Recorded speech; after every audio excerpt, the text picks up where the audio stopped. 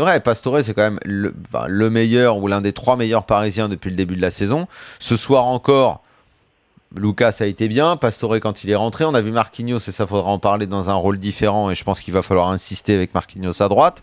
Mais Pastore, ce qui a été absolument terrible pour lui et pour l'histoire de ce joueur dans la première partie de saison, c'est qu'il a été mis dehors quand certains sont revenus, et notamment dans le match au Camp Nou. Ça, c'est une erreur majeure, parce que ce gars-là, aujourd'hui, c'est le meilleur du club, il faut le mettre et point à la ligne. Vraiment, j'ai envie de revoir Marquinhos à droite, parce que depuis qu'il est au PSG, sachant qu'en plus, il avait souvent été testé dans cette position-là avant, et qu'à droite, il n'y a jamais personne qui s'est détaché dans cette position d'arrière droit au PSG, je ne comprends pas pourquoi on ne l'a jamais essayé à cette position. Maintenant, là, ça a été fait sur un match entier, sur un match coup près, même si ce n'était pas un grand niveau. J'aimerais vraiment qu'on insiste avec Marquinhos à droite, parce que les 2 autres qui sont censés éventuellement jouer là n'ont jamais été bons, quoi. Donc, ou rarement été bons.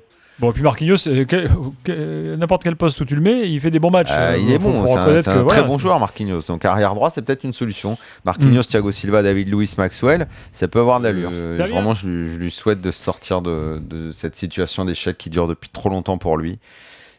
Pour moi, ce joueur a toujours été une victime de systèmes qui, par exemple, en Italie, a plombé Balotelli aussi. Pour moi, ces mecs-là, c'est des victimes de tous ces systèmes qui fait des stars en 2 minutes, en 2 bons matchs, qui encensent des mecs avant même qu'ils aient soi-disant exploité le fameux potentiel.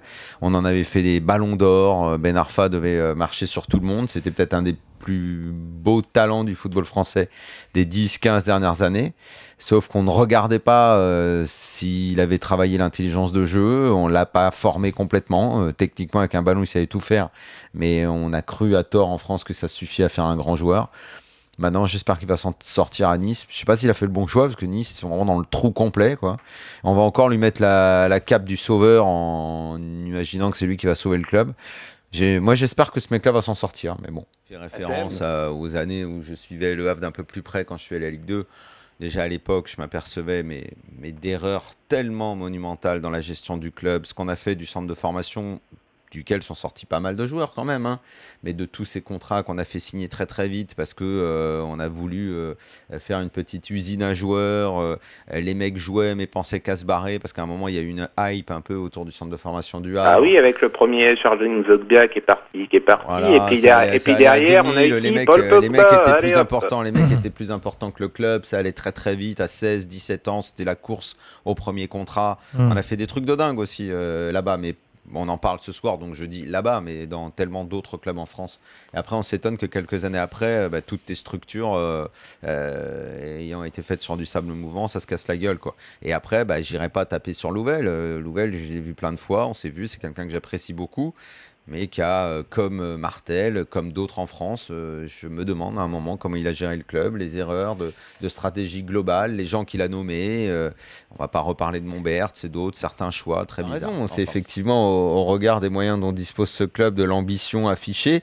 4e, c'est pas possible. Maintenant, au-delà de ta colère, ce qu'il faut attendre, c'est encore une fois une décision. Il n'y a pas de décision de prise. Je vois pas le président aujourd'hui dire je balance l'entraîneur, ce qui est quand même habituellement la solution, mais encore faut-il trouver quelqu'un pour aller sur le banc. C'est pas gagné en moitié de saison comme ça de trouver quelqu'un. Mais le problème, c'est que même à la fin de la saison, t'en vois toi des disponibles, des grands? Le problème, c'est que le PSG, quand ils sont arrivés avec leur histoire... Tu perds du temps. Parce que là, tu pourrais déjà préparer la suite avec un coach qui travaille sur la saison suivante. Si tu arrives à trouver un nom, à la limite, fais-le tout de suite. Fais-le tout de suite parce que tu vas gagner du temps. Les joueurs, de toute façon, sont capables d'aller faire quelque chose. Voilà.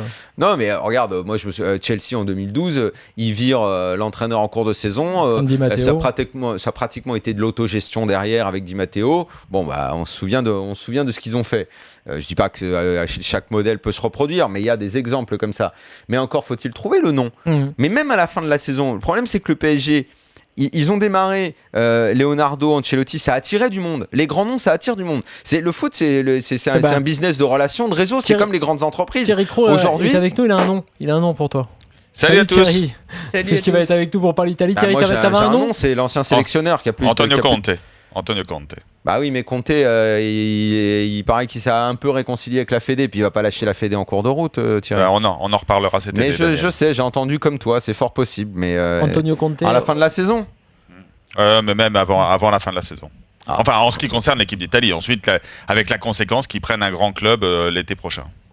Je pense que ça devient... La brouille continue avec la Fédé. Je crois qu'il les avait obtenus ces jours supplémentaires de prépa là. Bah oui, mais il a obtenu 3 jours le 9, 10 et 11 février, si mes souvenirs sont bons, mais avec le principe qu'il l'a fait hurler, c'est que les clubs qui sont encore engagés dans les compétitions européennes ne seront pas obligés de donner leurs joueurs. Grosso modo, il pourrait craquer, lâcher ça, et s'il y a une possibilité, il vient. Voilà. Donc peut-être Antonio. Daniel, il en peut plus. Il en peut plus avec l'équipe nationale. J'entends des trucs, effectivement. Il en peut plus. C'est ce qui ressort. Ouais.